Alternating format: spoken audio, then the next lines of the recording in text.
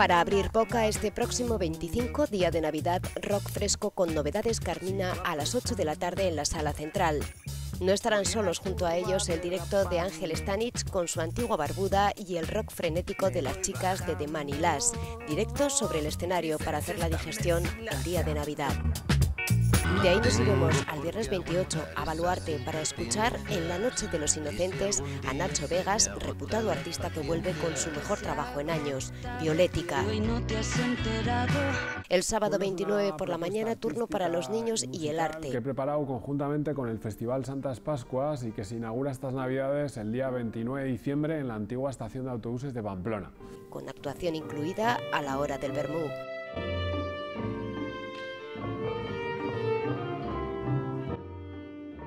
Por la noche de nuevo en el Central el grupo local Moisés no duerme y tras él el trap de Young Beef, icono de las nuevas generaciones, se sube al escenario.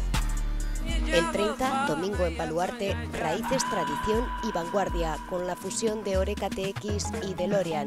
Tras ellos el virtuosismo de Joseba Irazo que talagunaca la guitarra. Con el año nuevo, el 4 de enero también en Baluarte, Hablar de ti. Cristina Rosevinge. Pájaro de mi memoria. El tomate Y el niño de Elche. tranquilo en la mata. Santas Pascuas 2018.